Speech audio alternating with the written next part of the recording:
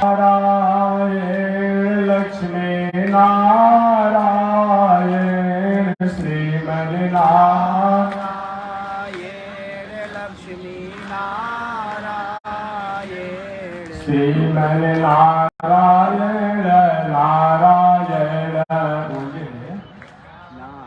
श्रीमन नारायण नारायण नारायण श्रीमन नारायण नारायण श्रीमन नारायण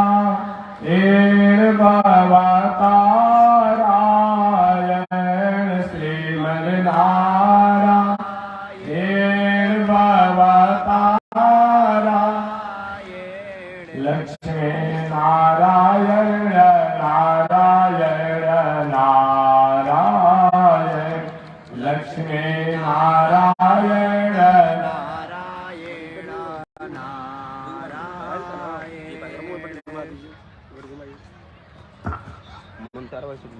प्रभु तेरी शरण प्रभु तेरी शरण प्रभु तेरी शरण प्रभु तेरी शरण राम जी तेरी शरण श्याम जी तेरी शरण राम जी तेरी शरण श्याम जी तेरी शरण प्रभु तेरी शरण प्रभु तेरी शरण प्रभु तेरी शरण प्रभु तेरी शरण श्रीमन नारायण नारायण नारायण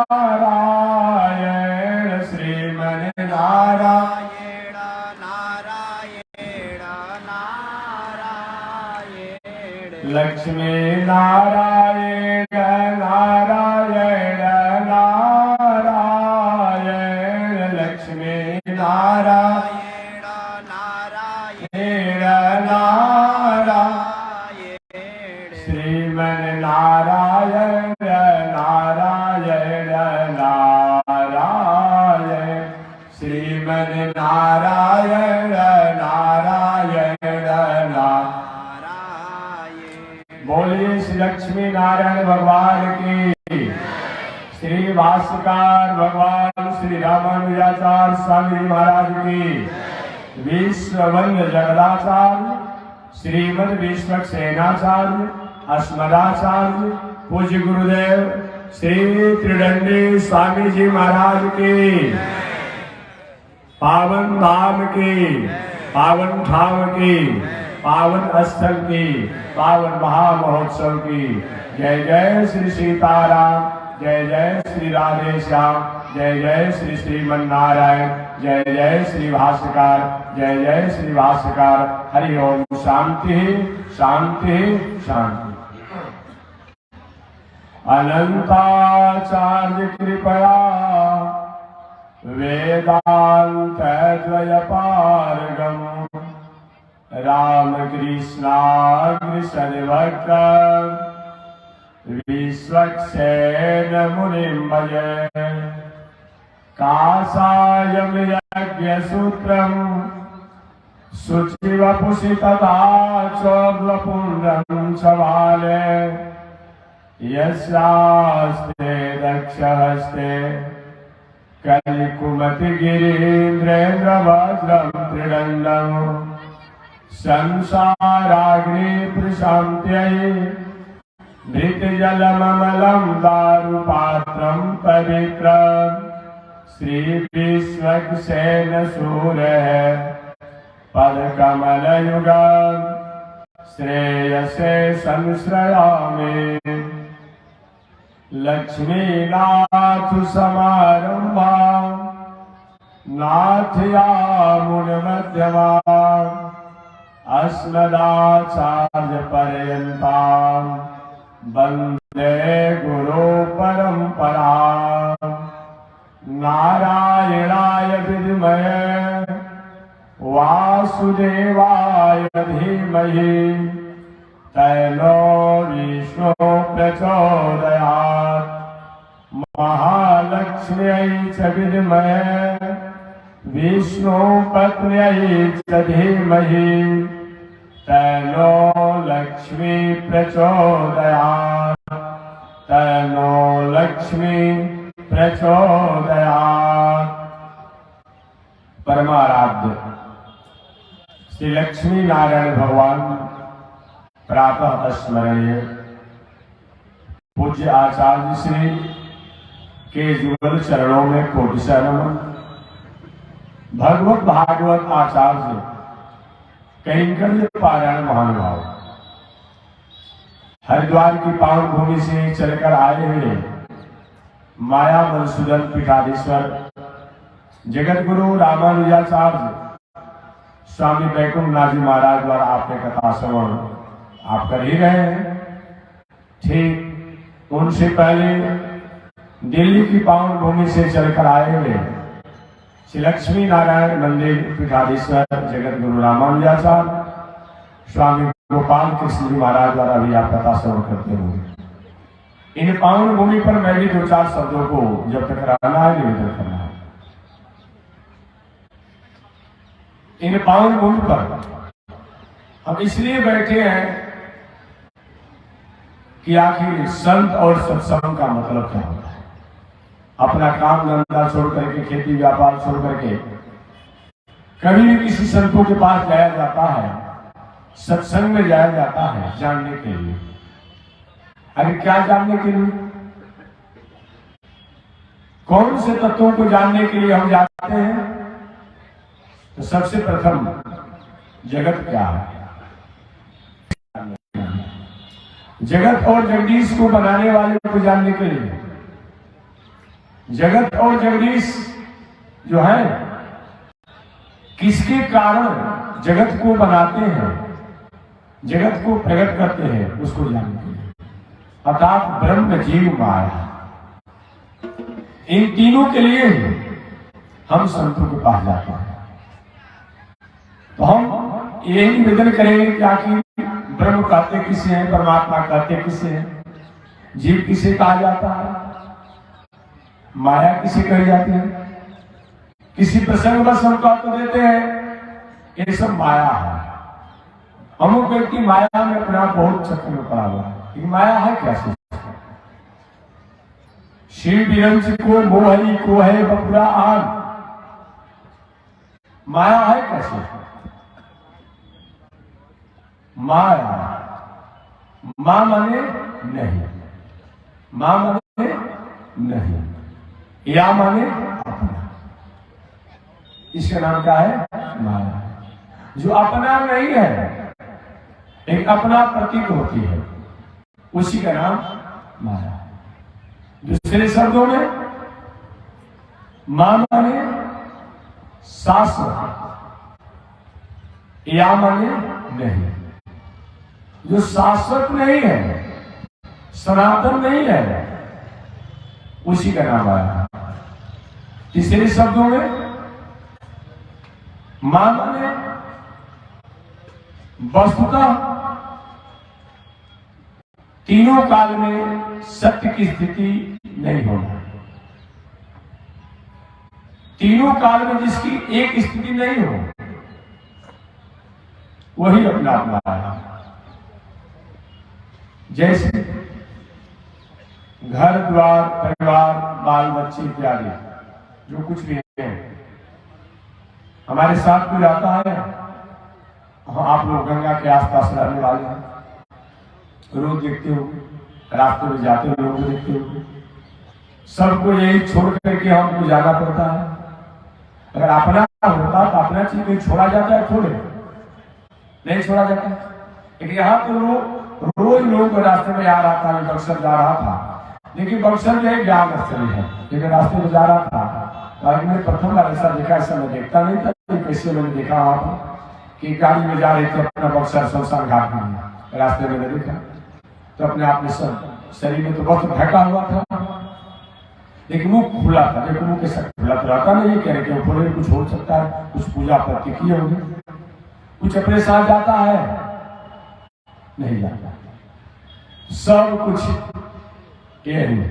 चाबी से लेके, घर से लेके, दलान से लेके, पावर टर्निंग से लेकर के जो कुछ भी है सब नहीं रह जाती। कुछ चीज आती नहीं है जो हमारा नहीं हो,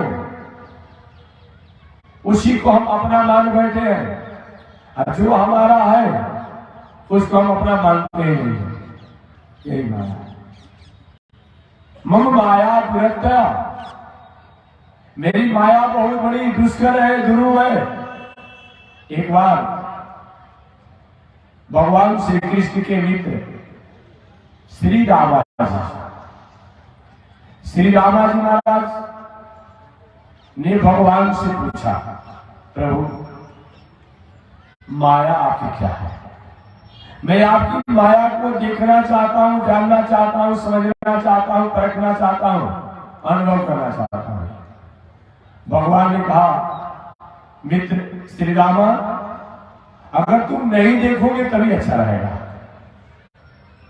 मैं जिसको जो चीज नहीं दिखाता हूं, अगर वो देखना चाहता है तो भ्रम में फंस जाता है। याद रखिएगा, मैं जिसको नहीं दिखाना चाहूं, भगवान कहते हैं, और वो अगर देखना चाहता है तो भ्रम में फंस जाता है। जैसे भगवान श्री राम ने सती जी को अपना स्वरूप नहीं जानना चाहा, और सती जी जानने का प्रयास की, भ्रम में फंस गई कि नहीं? फंस गई। यहां तक फंस गई कि सती होने के बाद भी सीता का वेश बना लिया। सती होने के बाद, जो कि सती शब्द जो है बहुत बड़ा गरिमा का शब्द होता है। आज भी हमारी माताएं थोड़ी सी मर्यादा में रहती है तो कहा जाता है अमुक बेटी सती है, अमुक इस नारी सती है। समझिए, भले सती जी जल करके मर गए, एक बार उनके द्वारा गलती हुआ, जो भूत भाव शंकर जी की अवज्ञा किया, भगवान श्री राम की परीक्षा लेने के लिए सीता का वेश बना ली, लेकिन सती तो थी नहीं बने। इसे आज भी किसी को के उदाहरण दिया जाता है, नारियों को, कन्याओं को, माताओं को, तो सती शब्दों से संबोधित किया जाता है कि स्त्री सती है। सती का मतलब विवाह अगर नहीं हुआ है तो अपने भाई, अपने पिता, अपने बाबा, अपने चाचा की मर्यादा गरिमा को ख्याल करते हुए कभी भी जीवन में भटकाव को स्वप्न में नहीं आने दे, वह सती है। विवाह होने के बाद पति, सास, ससुर, देवर, भसुर इत्यादि की गरिमा हमेशा बरकरार बना रहे, कोई अगली उठाने किसी को मौका न मिले, ऐसा जीवन चर्या जी करके जो जीवन जीने वाली माताएं हैं उनको सती कहा जाता है। इतनी बड़ी गरिमा है, ऐसी गरिमा में रहने वाली माताएं होती है, वो सती भरम में फंस गए। क्यों? भगवान नहीं जानना चाहे सती जी को, और सती जी भगवान राम को जानना चाहिए। परीक्षा के रूप में उन्होंने क्या किया? सीता का वेश बना लिया, सीता का वेश बना लिया। इसलिए माया का मतलब जो अपना नहीं हो उसको अपना मानना, जो अपना हो उसको अपना मानना है। भगवान श्री कृष्ण ने कहा, श्री रामा जी, मेरी माया को आप नहीं देखते तो अच्छा रहता जी, कि प्रभु आके तुम्हें आपने कुछ बात कहा नहीं, एक बात कहा भी तो आप नहीं बातों को आदर नहीं दे रहे। हमारी इच्छा है आपकी माया को देखने के लिए, आप कहते कि नहीं देखते तो अच्छा रहता, नहीं हमको दिखाइए। तो ठीक है भैया, मेरी माया को तुम देखना तो चाहोगे, लेकिन विचलित हो जाओगे। प्रभु ऐसे भी सोच सकता, आप दिखाइए ना। ठीक है, चलो समय आने पर मैं अपनी माया को दिखाऊंगा। भगवान श्री कृष्ण अपने मित्र श्री रामा जी के साथ, सुदामा है श्री रामा जी के साथ गोमती में स्नान करने के लिए चले। कि चलो मित्र आज स्नान करने की इच्छा है गोमती में स्नान करने के लिए चले। और गोमती में स्नान करने के लिए जब चले ना, तो भगवान ने अपने पीताम्बर को और वस्त्रों को गोमती के तट पर रख दिए। श्री रामा जी के बगल में अपने वस्त्रों को रख दिए, कुछ वस्त्रों को पहन करके और गोमती में स्नान करने लगे भगवान श्री कृष्ण। श्री रामा जी भी स्नान करने लगे। भगवान जल में गोता डूबी लगा करके अपना गोमती से किनारे पर आ गए और पीताम्बर को पहनने लगे। श्री रामा जी से भगवान श्री कृष्ण ने कहा, अरे मित्र कब तक स्नान करोगे, कब तक स्नान करोगे, बाहर निकलो।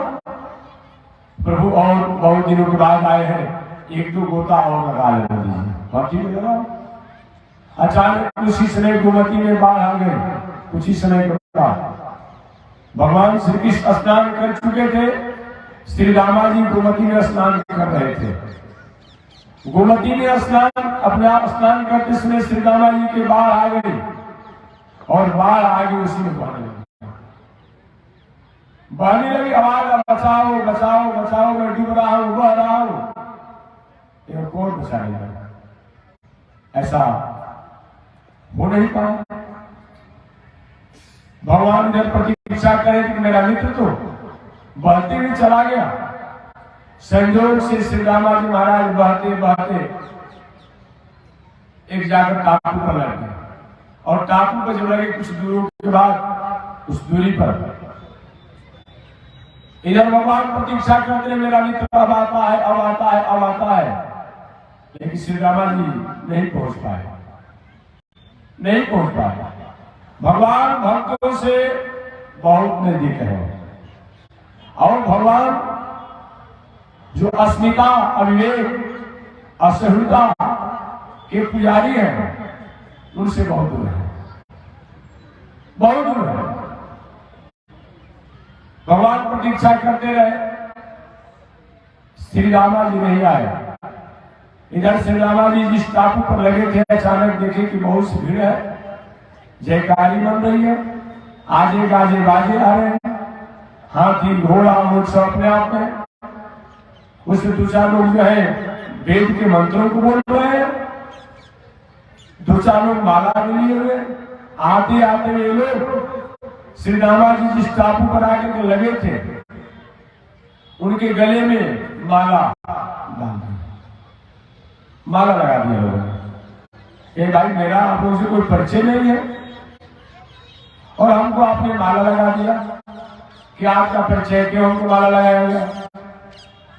लोगों ने कहा, महाराज इस देश के राजा की निधन हो गई है, मृत्यु हो गई है। इस देश का नियम है कि राजा के मरने के बाद प्रथम अतिथि के रूप में जो आता है उसी को यहाँ के राजगद्दी पर बैठाया जाता है। आप प्रथम अतिथि के रूप में दर्शन दिए, अतः आपको ही हम लोग राजा बना दिए। श्री रामा जी भूल गए कब आए थे भगवान श्री कृष्ण के साथ गोमती में स्नान करने के लिए, और अब हम राजा बन गए। चला था हरि भजन को ओटन लगे कपास, कहावत है। एक व्यवसायी बहुत व्यवसाय किए थे, अचानक वृद्धावस्था हो गई। परिवार के लोगों ने कहा कि दिन भर कुछ न कुछ बोलते रहते हो, राना होता है सब कुछ घर से बाहर निकल दिया, क्या करेंगे सारे, बाहर चलो। बाहर जब गए, रास्ते में जाते जाते देखा कि कपास के वृक्ष हैं, अच्छे फले हुए हैं, उसमें अपना फरुआ भी निकला हुआ है। सोची कि चलो बेटा बाहर निकाल के भजन क्या करना है, चलो कपास में व्यवसाय करेंगे। एक कहा चला था हरि भजन को, वो व्यवसायी बेटा द्वारा निकासित कर दिए गए थे, तो भजन करने के लिए निकले थे, लेकिन रास्ते में कपास के व्यवसायी बन गए। ये केवल व्यवसायी की कथा नहीं है, हमारी आप सबकी यही कथा है। चला था हरि भजन को ओटन लगे कपास, गर्भोपनिषद में लिखा हुआ है, जब हम माता के गर्भ में रहते हैं कितना माता जी कहीं खट्टा तीता खा लेती है तो गर्भ में रहने वाला बालक जो है तड़फड़ाने लगता है, कष्ट होता है उसको। कि यदि गर्भ कई चीज खा लेती है, कि गरिष्ठ चीज खा लेती है तो बालक को कष्ट होता है, परेशान हो जाता है। चाम मान से बंधा रहता है बालक, गर्भोपनिषद का वाक्य है। कभी कभी तो माता के गर्भ में रहने वाला जो कीटाणु होते हैं वो काटने लगते हैं, और जब काटने लगते हैं तो गर्भ के बालक परेशान होता है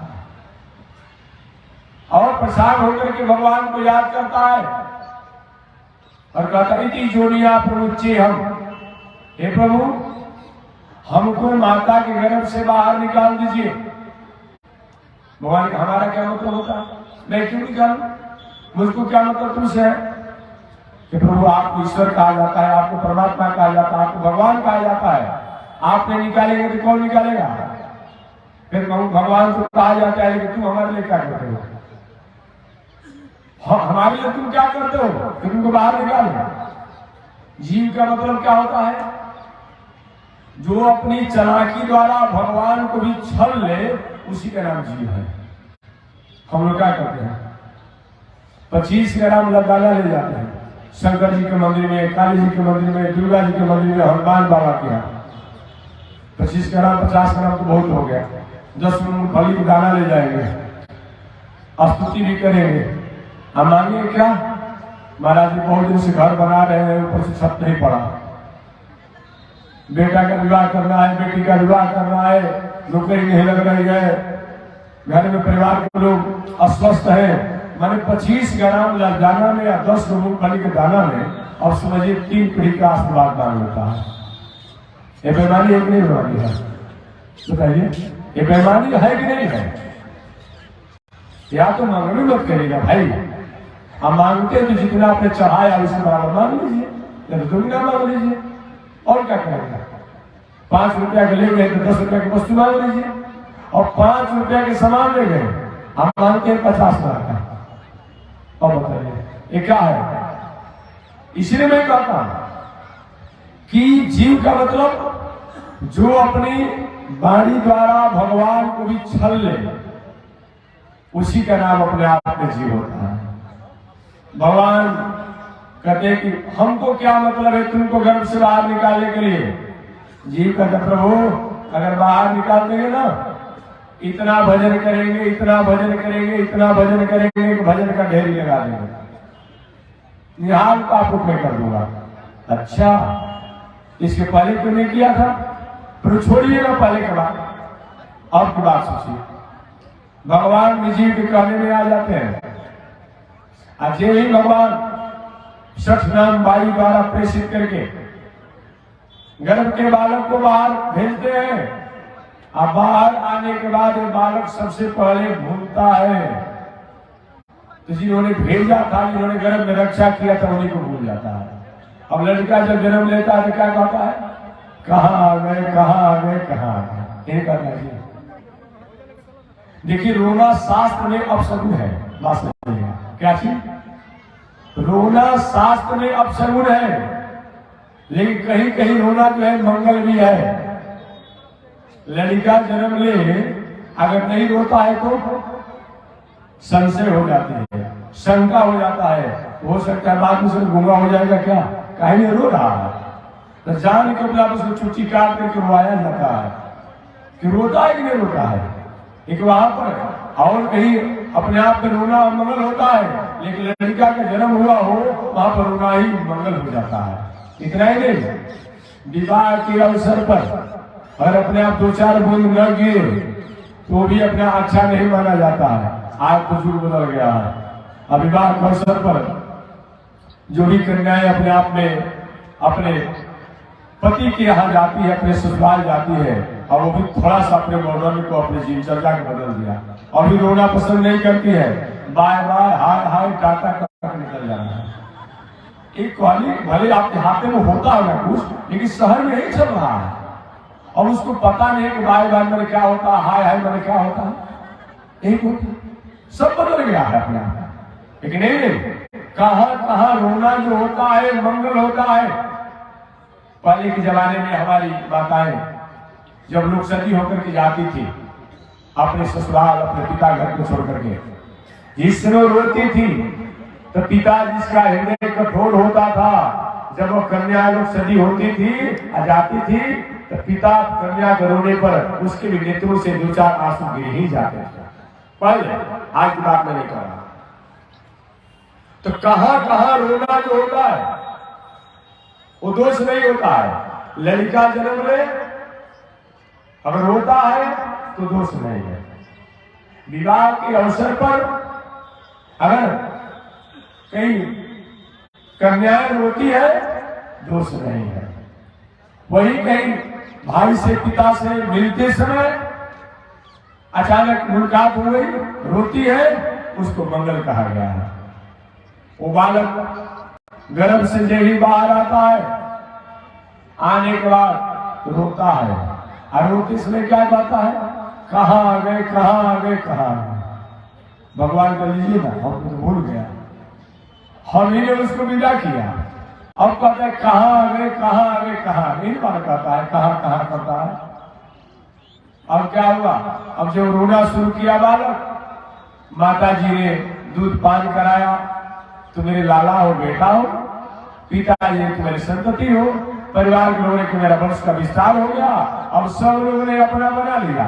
अगर मेरे कहा थे जिस समय बालक गर्भ में था, मेरे क्या कहा थे अपने आप में,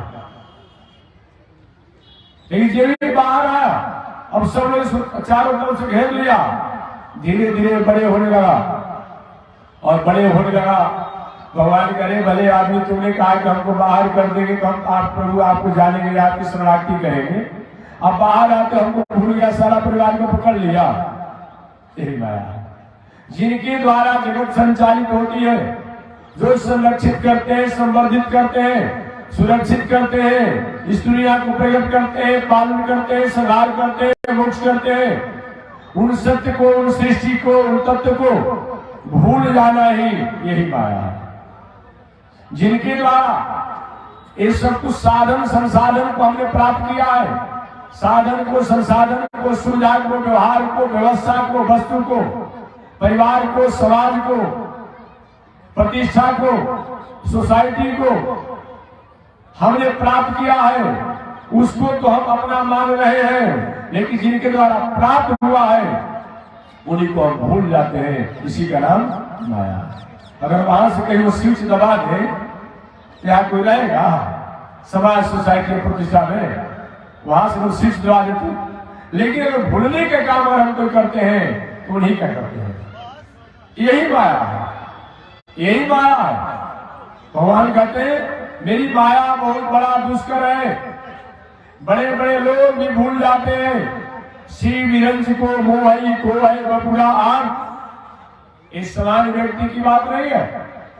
बड़े बड़े लोग भी भूल जाते हैं। तो माया है क्या चीज? भगवान श्री कृष्ण गोमती के तट पर प्रतीक्षा कर रहे थे अपने मित्र की।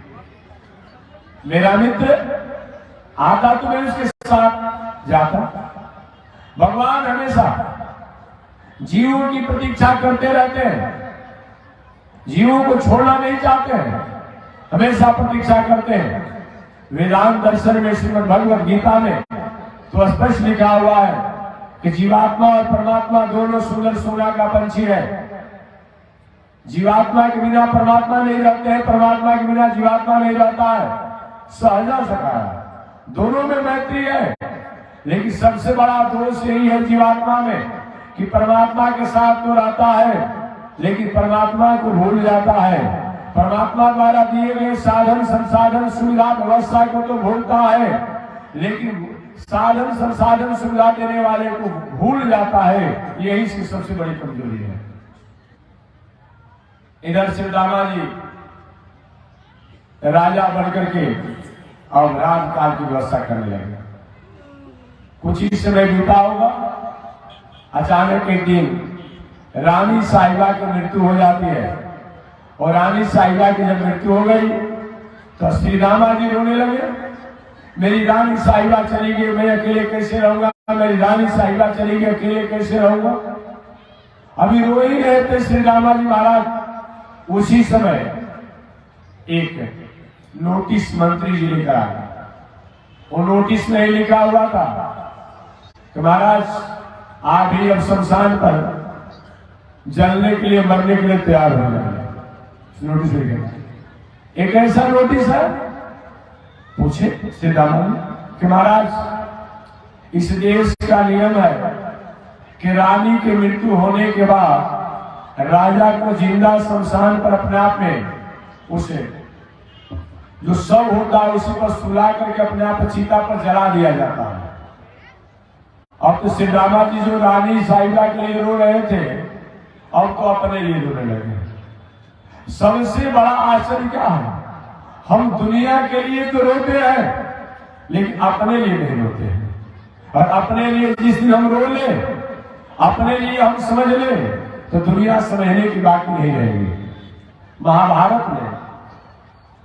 महाभारत में यक्ष ने धर्मराज युधिष्ठिर से पूछा था, क्या पूछा था? एक घटना उस समय की है जिसमें पांडव लोग अज्ञातवास में वन में घूम रहे थे। किसी तरह से कहीं भोजन मिल गया तो पाल लिए, कहीं जगह मिला ठिकाना तो विश्राम कर लिए, कहीं जंगल में रहे, अज्ञातवास में रहते थे। अचानक एक दिन एक ब्राह्मण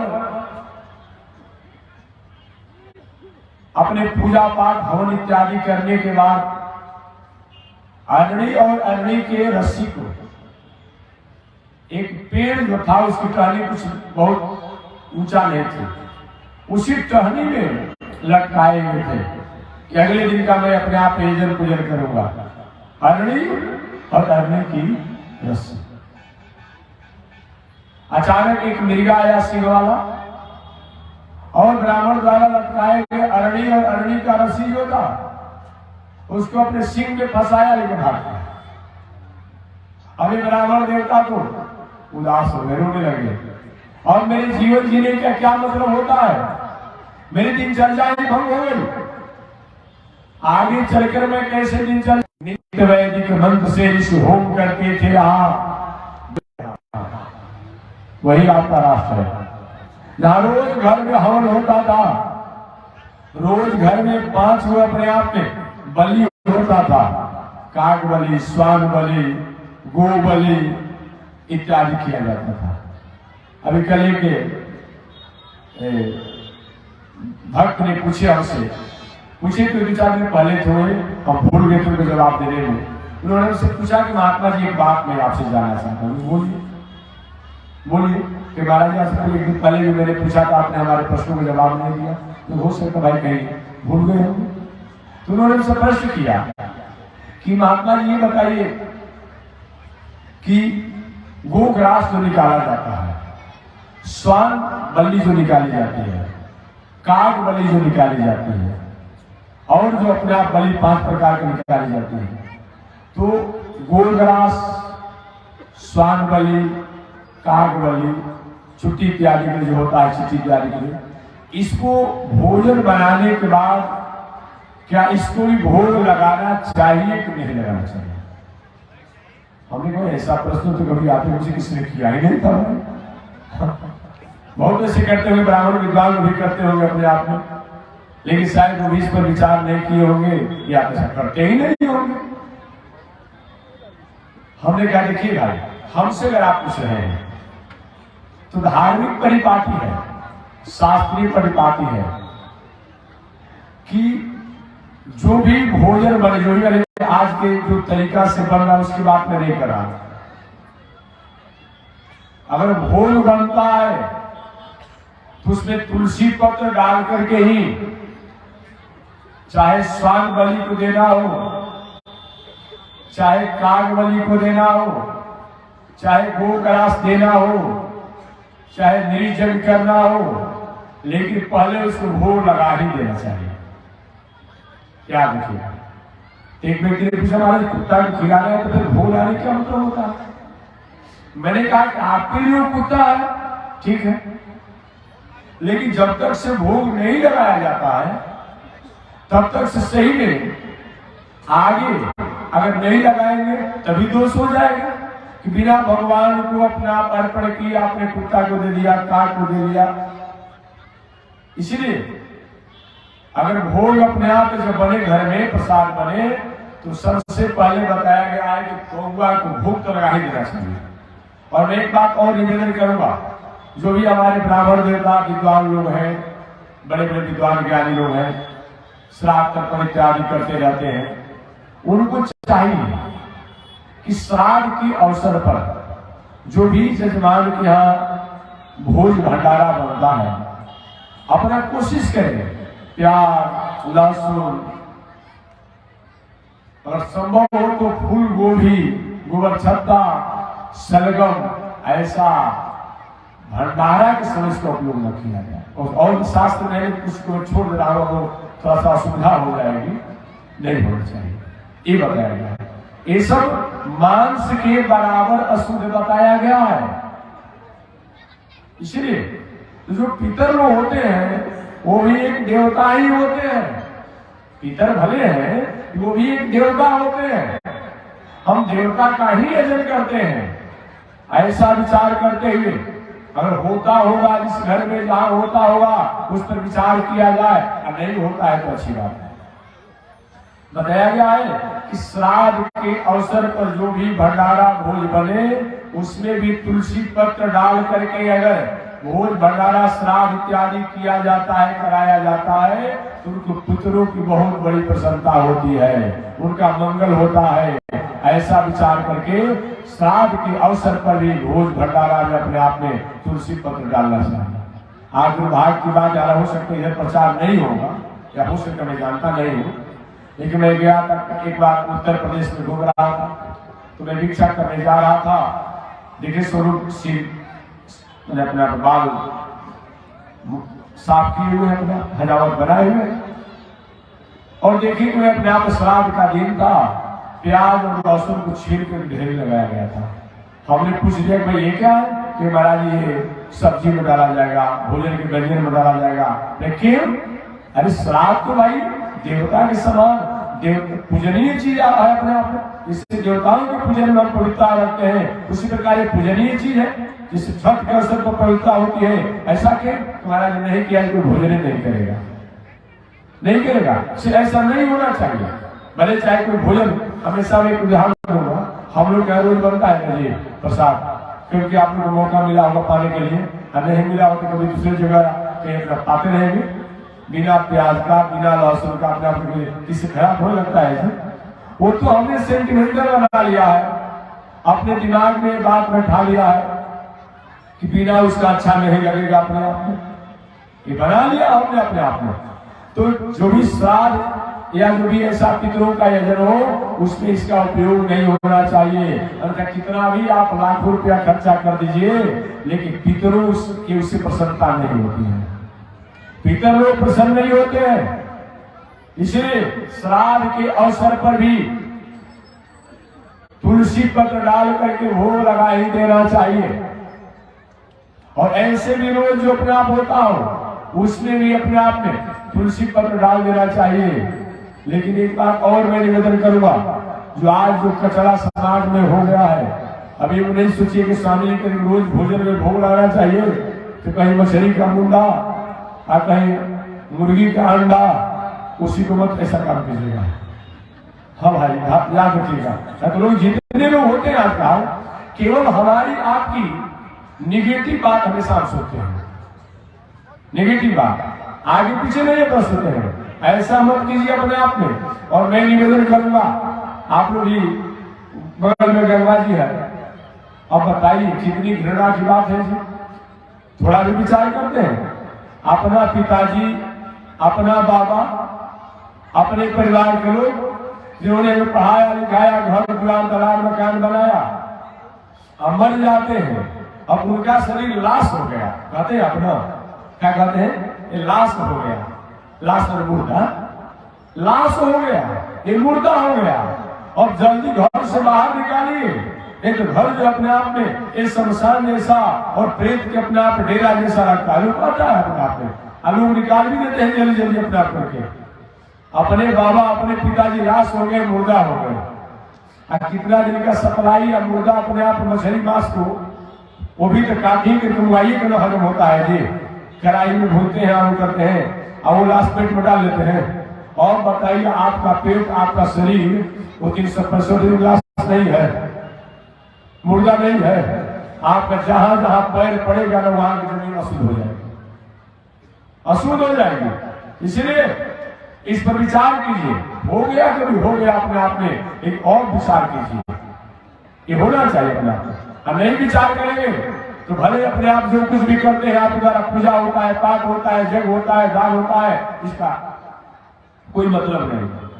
कुछ लोग कहता महाराज जीवो जीवस्य भोजनम, इसका मतलब वही पढ़े लिखे और दूसरा की पढ़ाई नहीं है। विज्ञान बताया गया है जीवो जीवस्य भोजनम, जो तुम बात कहते हो एक जीव है दूसरे जीव का भोजन है, ये बात हम भी जानते हैं और भी लोग जानते हैं। लेकिन जीव का मतलब चावल में जीव नहीं है, रोटी में जीव नहीं है, दूध में जीव नहीं है, दही में जीव नहीं है, सब्जी में जीव नहीं है। तो जो उनमें जीव है वही जीव का हमारा अधिकार बनता है, इन जीवों का हमारा अधिकार नहीं बनता है। याद रखिएगा, एक जीव दूसरे जीव के अपने आप में परिपोषी है, बात ठीक है, लेकिन जिस जीव को जिसको बताया गया उसी के लिए बताया गया है, ये नहीं कि अपने आप में। इसलिए जो चावल में, दाल में, दूध में, दही में, माखन में, फल में, फ्रूट में, सब्जी में जो जीव है वही अपने आप हमारे लिए गिरा है, और उसमें जीव नहीं है। कैसे हमारी शक्ति में एनर्जी मिलती है?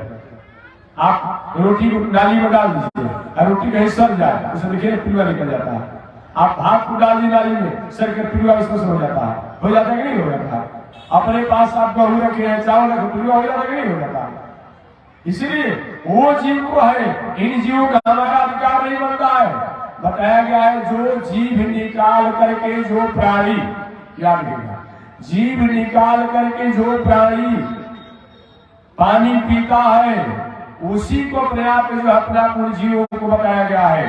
जैसे बाघ है, सिंह है, कुत्ता है, बिल्ली है, उड़ार है, सियार है, एक देखेंगे कितना भी प्यास लगेगा लेकिन कभी भी मुंह से नहीं पानी पिएगा।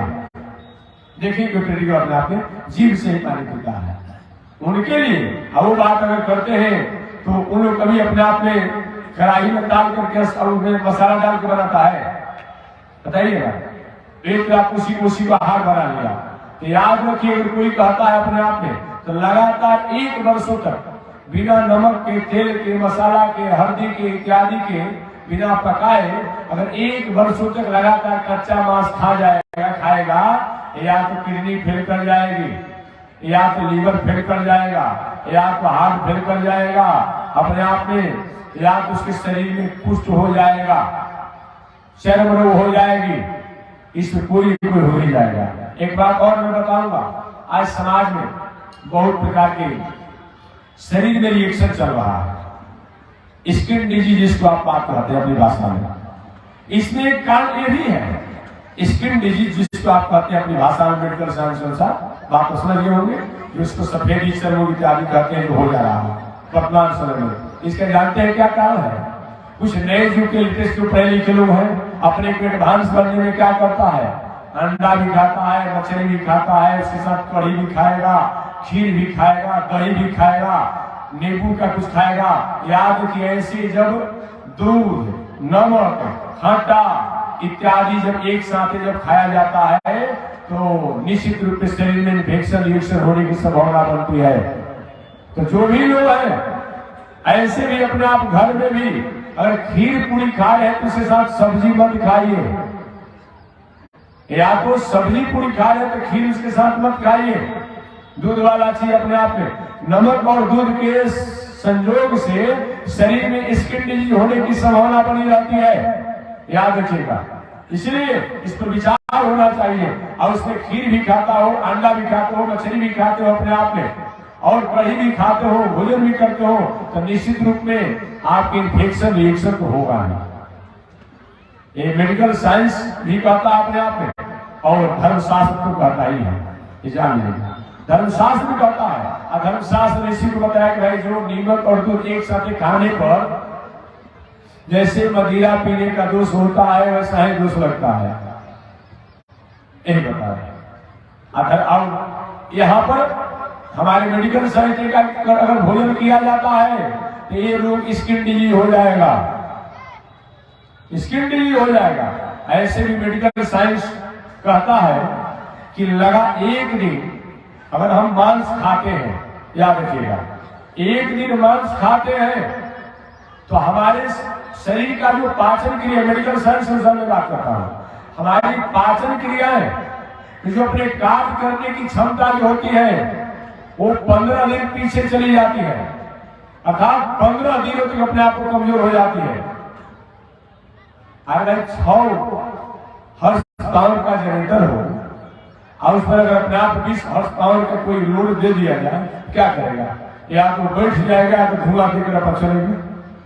तो जो हमारे परमात्मा द्वारा, भगवान द्वारा, प्रकृति द्वारा हमारे शरीर में जो लीवर बनाए गए हैं, किडनी बनाई गई है, हार्ट बनाए गए हैं, अनेक प्रकार शरीर की व्यवस्थाएं बनाई गई है, ये उन चीजों को बचाने के लिए नहीं बनाई गई है। हम तो किसी तरह से आग में पका करके, कढ़ाई में डाल करके, कुछ मसाला डाल कर, कुछ नमक डाल करके अपना भले कर लेते हैं, लेकिन ये हमारे लिए नहीं बनाई गई। अब उन जीवों को देखिए, बिना हल्दी मसाला नमक बिना पकाए अगर अपने आप दिन भर में 2 बार भी खाना हो तो उनके लिए अपना पचा देते हैं, गला देते हैं। सकल की शक्ति होता है ना, ये जानना चाहिए। इसलिए इस शास्त्रों में बताया गया है। तो सभी चीज हमारे लिए नहीं है, ये दुनिया में जो कुछ भी वस्तु व्यवस्था है वो सब जो है ये परमात्मा ने सबके लिए अलग अलग बनाया है, अलग अलग बनाया है। तो मैं निवेदन करना चाह रहा था कि मृत्यु सब की बात मैं कर रहा था कि मंत्री जी आए श्री रामा जी के पास के, महाराज ये नोटिस है इस देश की रानी की मृत्यु होने के बाद राजा को जिंदा जलाया जाता है। राजा साहब कहे श्री रामा जी बनो के भला ऐसा होता है क्या कि बिना किसी को मरे उसको जिंदा जलाया जाएगा? ऐसा नहीं होगा। रो रहे थे अपने आप पे श्री रामा जी, मैं जिंदा नहीं मरूंगा, मैं जिंदा नहीं मरूंगा। कर्मचारियों ने कहा महाराज काहे नहीं मरेंगे? तो कहीं भला ऐसा होता है क्या? जिंदा क्यों मरता है? क्या जिस नियम से आपने बिना राजपुत्र हुए, बिना संग्राम किए और यहाँ के राजा बन सकते हैं, उसी कानून और नियम के अनुसार आपको जलना भी पड़ेगा। अर्थात सुख सुविधा प्राप्त हो गए, दुख है तो रोएंगे नहीं। ये जीवन क्या है? निर्जर है। ये जीवन क्या है? निर्जर है। मस्ती ही इसकी पानी है, सुख दुख के दोनों तीरों से चल रहा मनमानी है। याद रखिए, हमारे जीवन में जीवन का एक किनारा है सुख और एक किनारा है दुख। जीवन का एक किनारा है सुख तो एक किनारा है दुख। एक व्यक्ति ने उनसे पूछा था कि महात्मा जी ये दुख कब दूर होता है? हमने कहा कि प्रश्न आपका बिल्कुल ठीक नहीं है, बिल्कुल ठीक नहीं। ये कहना पड़ता है। अभी सायंकाल हो रहा है, रात्रि होगी, आप नहीं भी करेंगे, नहीं भी विचार करेंगे तो दिन हो ही जाएगा। अब दिन होने के बाद आप नहीं कहेंगे, नहीं विचार करेंगे, नहीं सोचेंगे तो रात्रि हो ही जाएगी। ये तो रात दिन का सिस्टम लगा हुआ है। ठीक वही बात है, हम नहीं भी चाहेंगे तो हमारे पास सुख आ ही जाएगा। हम नहीं भी चाहेंगे तो दुख भी हमारे पास आ जाएगा। सुख को देकर के अपने आप अपने में हर्षित होते हैं तो दुख को देकर घबराइए मत। दुख भी अपने समय से वो अपने आप क्या हो जाता है? परिवर्तित हो जाता है, हट जाता है। कभी भी दुख के लिए प्रयास नहीं करना चाहिए तो कब हमारे पास हटेगा? हट जाएगा, हट जाएगा।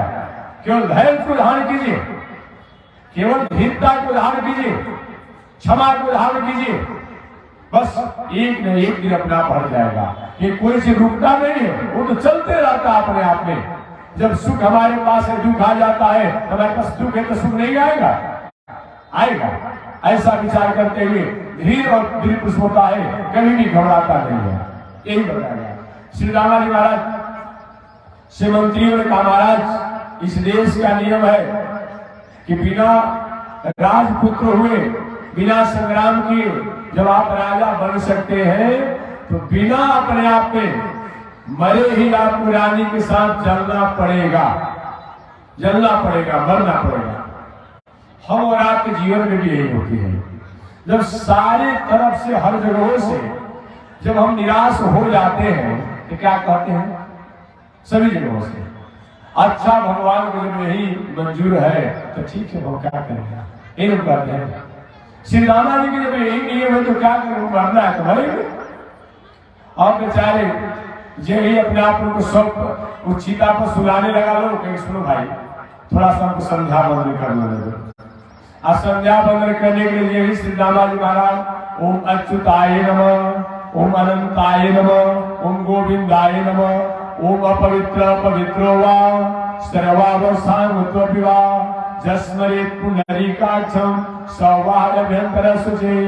तो पुंडरीकाक्ष भगवान का ध्यान किए, कमल नयन भगवान का ध्यान किए, और उसी से मैं ध्यान किए तो भगवान कहे मेरा भक्त है भाई, और मेरी माया को देख लिया। भगवान ने अपनी माया को समेटा, अब उसी समय ना वहां कोई जलाशय था, ना कोई जलाने वाला था, ना कोई वहां पर रानी मरी थी। भगवान का श्री रामा रो रहे हो, क्यों रो रहे हो? नहीं तो लोग कहां चले गए? कौन? जो हमें मारने के लिए आया था, हमें जलाने के लिए आया था। भगवान ने कोई नहीं है, यही मेरी माया है।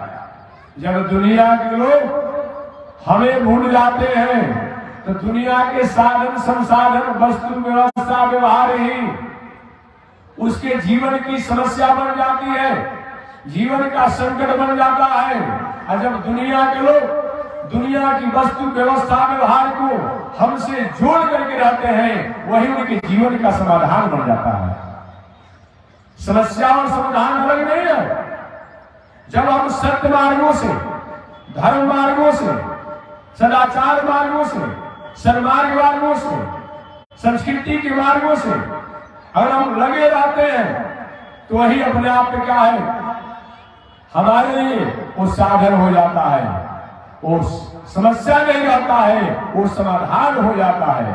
और वही जब परमात्मा से लग रहते हैं, वो साधन जो है हमारे लिए वो समस्या बन जाता है, समस्या बन जाता है। इसलिए जीवन में माया माने क्या होता है? जैसे व्यवहारिक उदाहरण दे दो, कभी टेलीविजन आपने देखा होगा, मोबाइल का जो भी हो गया है, मोबाइल में आप देखते ही होंगे। मोबाइल में कोई आप सीरियल देख रहे हैं और अचानक देखते देखते सीरियल अपने आप क्या किया, देखा कि एक नायक जो है अपने आप में कहा कि अगले दिन अगर बिजली की, जल की, पानी की, शिक्षा की, स्वास्थ्य की, सुरक्षा की व्यवस्था नहीं होगी तो मैं आत्मदाह करूंगा। और चीता बोल करके शरीर पर पेट्रोल छिड़क करके तो सलाई बांधने की तैयारी में है, और उसी से उसका मोबाइल डिस्चार्ज हो गया या लाइन कट गया। क्या होता है? वो नायक सही में सलाई बांधता है क्या? बांधता है? वो तो कहीं बंबई में जाकर किसी फ्लैट में सुता हुआ है। एक ऐसा सीरियल बनाया है अपने आप में, लोग देखने वाला हाय हाय, अरे सरकार इतनी बड़ी नीति है, थोड़ा भी इसकी बातों को नहीं सुनना चाहती है, अरे सभी मांगे पूरी नहीं करनी थी, एक दो मांग तो पूरा कर देता। यही माया जो वस्तु सत्य न हो लेकिन देखते समय उस समय सत्य प्रतीत हो, अपना प्रतीत हो, उसी का नाम क्या है? माया है, उसी का नाम माया है। इस तरीका से अपने आप में भगवान श्री कृष्ण ने श्री रामा जी को अपनी माया की बात बताई। तो मैं निवेदन करा था महाभारत का प्रसंग को मैं पूरा करूं। इस दुनिया में आश्चर्य क्या है? महाभारत उस प्रसंग को मैं बता रहा था कि ब्राह्मण देवता नित्य संध्या बंदन, अब तो संध्या बंदन लोग जानता भी नहीं हुआ कि संध्या बंदन होता क्या है, संध्या बंदन क्यों करना चाहिए, पता ही नहीं। 365 दिना में एक दिन यही अपने आप में छठ के अवसर पर बस सूर्य को जल देता है। इस कब चलेगा, इस कब चलेगा। संध्या वंदन क्यों करना चाहिए, क्यों करना चाहिए, 5 प्रकार के जग क्यों करना चाहिए। हम और आप अपने जीवन में 24 घंटा में नहीं चाहने के बाद भी हमारे द्वारा कुछ न आगे पीछे कुछ बात हो ही जाती है, कुछ त्रुटियां हो ही जाती है। आपके पैर से, आपके जूतों से, आपकी गाड़ी से, आपकी मोटरसाइकिल से, आपके साइकिल से कितने जीव जंतु ढगा कर मर गए होंगे। कोई आपके पास डाटा है, कोई आपके पास सूची है, कोई आपके पास कोई लिखने में रिकॉर्ड है, नहीं है। आप अपने शौचालय बाथरूम में जाते हैं, गंद दे रहा है, थोड़ा सा लिक्विड आपने डाल दिया, उसमें कितने जीव जंतु है मर गए, मर गए कि नहीं मर गए। अभी खेती का समय है, जो धान खेती किया हुआ, जब से खेती प्रारंभ किया और खेतों के फसल को घर तक पहुंचाने में, खेतों की जुताई से लेकर के सुहाई से लेकर कोड़ाई से लेकर बुनाई से लेकर के रक्षा से लेकर कटाई से लेकर के घर घर पहुंचाने तक कितने जीवों की हिंसा होगी, किसी के पास रिकॉर्ड है। केवल व्यक्ति को मार देना ही अपराध होता है क्या? नहीं नहीं, ये हमारे द्वारा, हम हालांकि अपराधी नहीं हम, हम हिंसा नहीं करना चाहते हैं, लेकिन हमारे द्वारा हिंसा हो जाती है, ये पाप है, ये पाप है। वार्तालाप किससे वार्तालाप हो रही है, और आज का युग है, ये मोबाइल का युग हो ना, ये सबसे अपने आप के झूठ बोलने का एक सर्टिफिकेट दे दिया है। सच बोला जाता है, लेकिन झूठ बोलने का भी सर्टिफिकेट हो गया। अरे वहां से आ रहा था, जहां से आ रहा हूँ, एक महोदय जी थे, मैं सुन रहा था, उस समय में भिक्षा ले रहा था, तो कान पर सुना, और बेचारे अपने आप में थे, मोबाइल उसका किसी का हुआ आया होगा, और वो बेचारा बात किया, ठीक है बात नहीं कहे, मैं अपने आप में पूजा कर रहा हूँ, अब अपने आप यही कर, व्यक्ति अनुकूल नहीं है, रहेंगे अपने आप गांव पर, अब बता दें क्या है, देखिएगा अपने आप करते होंगे, तो इसी तो थोड़े में कहता हूँ। अगर अनुकूल व्यक्ति हमारा नहीं है और उससे बात करने की इच्छा नहीं है, कोई ऐसी बात है, तो हम रहेंगे कहीं दूसरा जगह, बता देंगे दूसरा, कुछ और रहेगा, बात बता देंगे दूसरा। एक झूठ बोलने के लिए सर्टिफिकेट भी इसके द्वारा हमने दिया नहीं है, मिल गया, अपने से ले लिए है अपने आप में। तो मैं निवेदन करता हूं कि 24 घंटा में हमारे द्वारा नहीं चाहकर थोड़ा सा 19-20 बुला ही जाता, बुला ही जाता, जीव की हिंसा हो ही जाती है।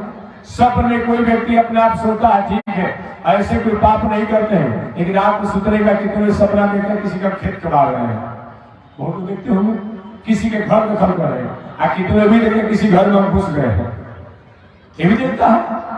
कोई अपने आप देखता है कि ऊपर काम भी कर रहे हैं, ऐसा होता है कि नहीं होता है, प्राय होता है। ठीक है, इसे शरीर से आपने गलती काम नहीं किया, लेकिन होता है कि हमने गलत काम किया, गलत व्यवहार किया, गलत आचरण किया, इस सब में देखता है, इनके पाप का क्या मार्ग है। इसलिए रोज नियम से 5 गो जग करना चाहिए, संध्या वंदन करना चाहिए। ये हमारे द्वारा रोज जो नहीं चाह करके भी जान अनजान में जो पाप हो जाते हैं, इनके मार्जन के लिए होना चाहिए, अतः हर मनुष्य को होना चाहिए, करना चाहिए। 5 गो जग कौन कौन है, तो 5 गो जगों में अपने आप में, एक तो मैंने बताया कि रोज कम से कम घर में हमारी माताओं को चाहिए कि जब भोजन बनावे तो भोजन बनाते समय छोटा सा एक रोटी का छोटा सा टिकिया कम से कम अग्निदेव को दे दीजिए। गैस सिलेंडर का युग है, तो बड़ा रोटी तो बनाने की बात मैं नहीं करूंगा, तो बहुत उसमें गैस लगेगा, तो छोटा टिकिया बना दीजिए।